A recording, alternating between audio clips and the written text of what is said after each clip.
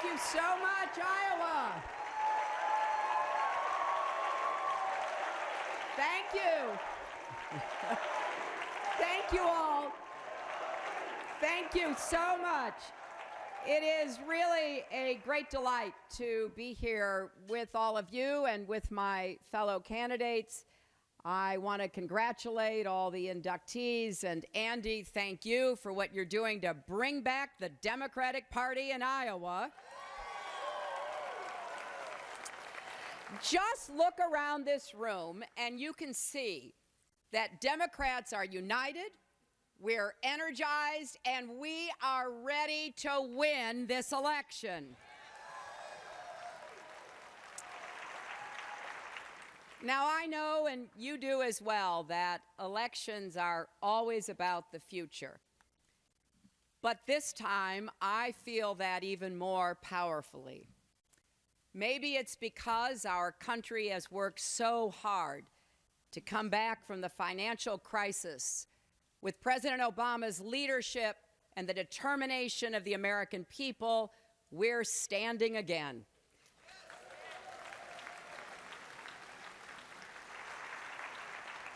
But we're not yet running the way America should. And now we have to choose whether we're going to return to the failed top-down policies that wrecked our economy before, or move forward to chart a stronger, fairer, and more prosperous future. Now, maybe it is the grandmother in me, but this is deeply personal. There's something about becoming a grandparent. It is truly transformational. Some of you know what I'm talking about. It anchors you in the present, and you suddenly have this incredible, amazing little person who commands a lot of attention. But it also forces you to think about the future in a new way. What kind of world will be waiting for her? What kind of country will we have when she becomes an adult? And what are our responsibilities to shape it? I'm thinking a lot these days about my own mother and what she did for me. Abandoned and mistreated by her own family, she was out on her own by 14, working as a housemaid. But she didn't give in to bitterness or despair. And I remember asking her, how did you keep your resilience? How did you keep your faith in the goodness of people and a future that would be better than the past? And here's what she said. Someone along the way believed she mattered. The first grade teacher who saw she had nothing to eat at lunch and without embarrassing her, brought extra food to share. The woman whose house she cleaned, suggesting she go to high school so long as her work was done. And because those people believed in her, she was able to believe in me and to give me the great gift of believing in others and in our country. So my mom wasn't surprised that my first job out of law school was at the Children's Defense Fund. She wasn't surprised that I've spent my life fighting for women, children, families, and our country. After all,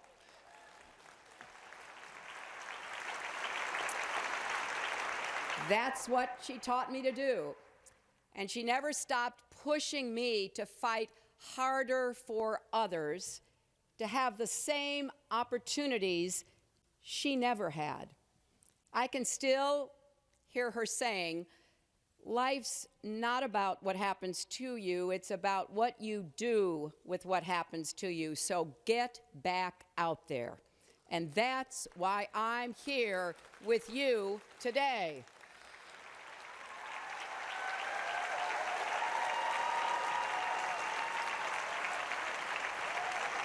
That's why I'm so determined to build a better future, not just for my granddaughter, but for all of our children and grandchildren, And that's why I'm never going to let the Republicans rip away the progress we have made.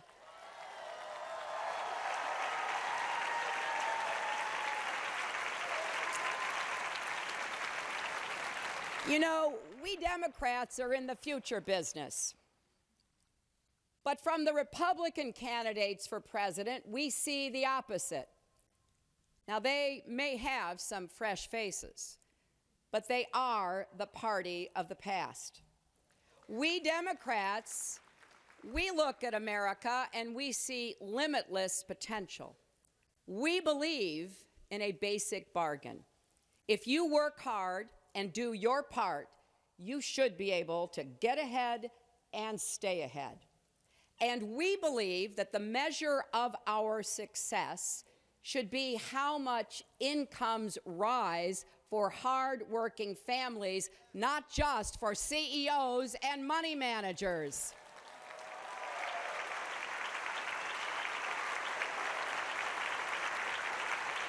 Well, Republicans believe something very different. Their answer is always the same. Cut taxes for the super wealthy, let big corporations write their own rules. That's it. Trickle-down economics has to be one of the worst ideas of the 1980s.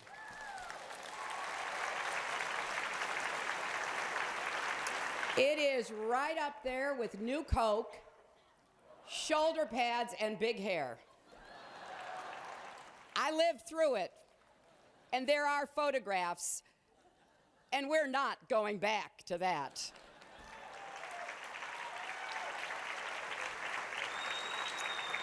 This past Monday, I laid out an agenda for raising incomes so hardworking Americans can afford a middle-class life. An agenda for strong growth, fair growth, and long-term growth. That will be my mission from the first day I'm president to the last. And this campaign has to be about how we unlock the potential of every American, because that is how we unlock the potential of America itself.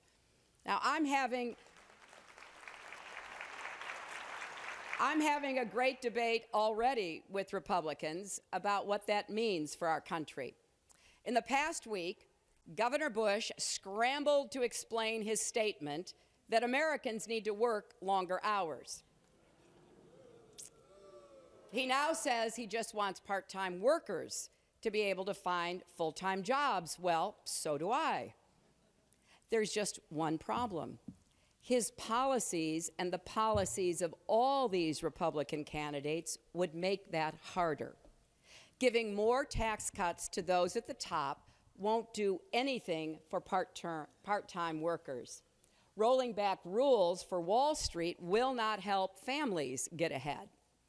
And getting rid of the Affordable Care Act certainly won't help entrepreneurs. Just ask the folks in the sharing economy. Americans don't need lectures, they need raises.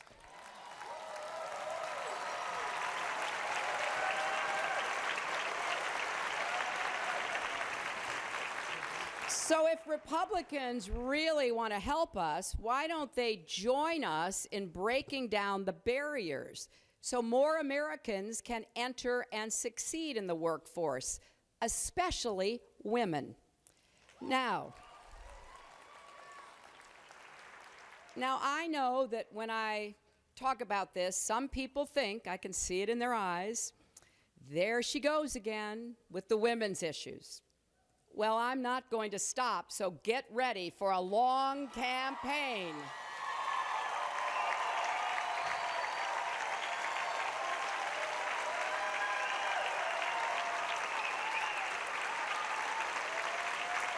You see, I have this old-fashioned idea we can't afford to leave anyone on the sidelines. And women who want to work should be able to do so without worrying every day about how they're going to take care of their child or what will happen if a family member gets sick. That's not a luxury, it's a growth strategy. Paid leave, earned sick days, child care, minimum wage. These are not women's issues, they're family issues and they're economic issues.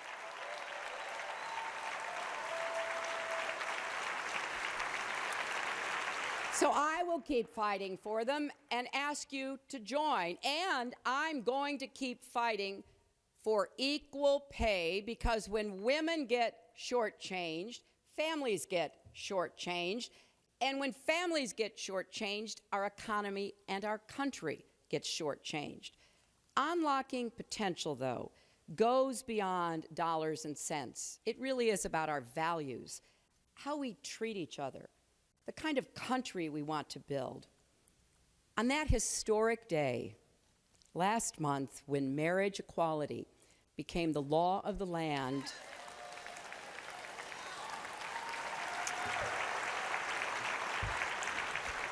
Republican candidates were complaining, not cheering. We even heard a call for abolishing the Supreme Court itself.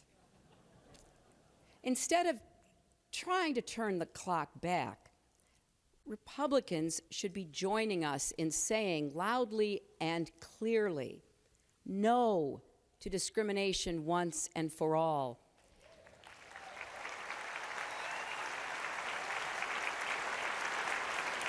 LGBT Americans should be free, not just to marry, but to live, learn, and work just like everybody else.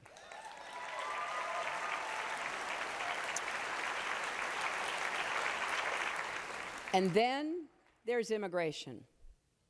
We've heard a lot recently from the new Republican frontrunner, Donald Trump, finally a candidate whose hair gets more attention than mine.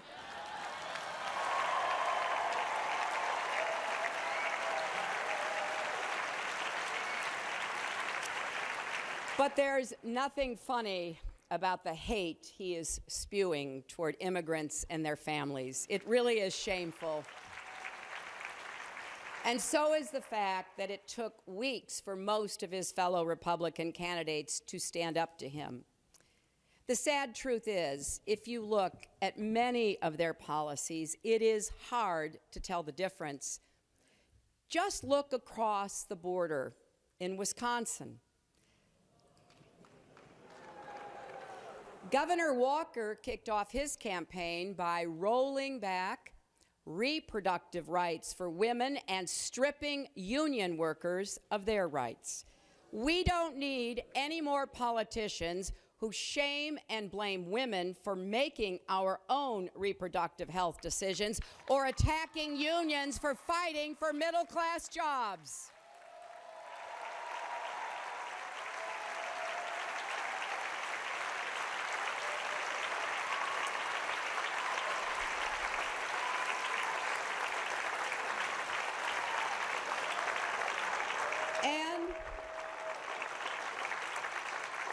And I know there are challenges right here in Iowa because you've been talking to me about them. Just listen to this. Iowa has fewer than 750 beds for more than 128,000 people in your state with serious mental illnesses. Families worry about relatives who need help and can't get it. And the Iowans I've talked to don't understand why your governor would veto a bipartisan compromise without funding a viable alternative.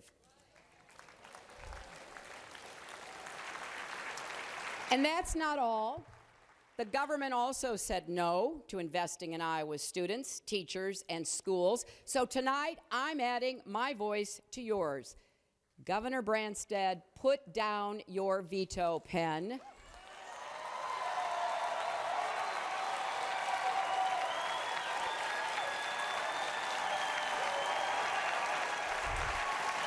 Iowa families don't need a standoff, they need solutions. That's why we can't let Republicans take us back like they're trying to do. We are not going back to trickle-down economics or the Wild West on Wall Street. We're not going back to insurance companies charging women more for the same coverage. We're not going back to denying climate change. If you ask most of these Republican candidates about that, they'll say, sorry, I'm not a scientist. Well, then why don't they start listening to those who are scientists?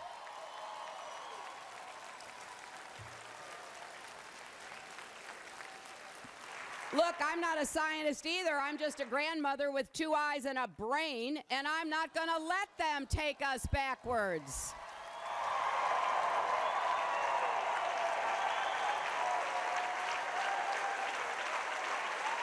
So please, Iowa Democrats, join me. Let's build up our party in every corner of this state and country.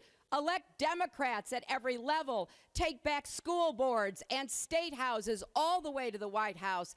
I'm running to make our country work for you and for every American, for the struggling, the striving, and the successful, for the factory workers and the food servers who have taken care of us tonight, for the veterans who served our country, for the farmers who feed us, and the small business owners who take a risk, for the nurses who work the night shift, and the truckers who drive for hours. I am running for everyone who's ever been knocked down but refused to be knocked out. I'm running for you. We're going to build an America where we don't leave anyone out or anyone behind, where if you work hard, you will do your part and get ahead, and where a father can tell his daughter, yes, you can be anything you want to be, even President of the United States. Thank you all very much.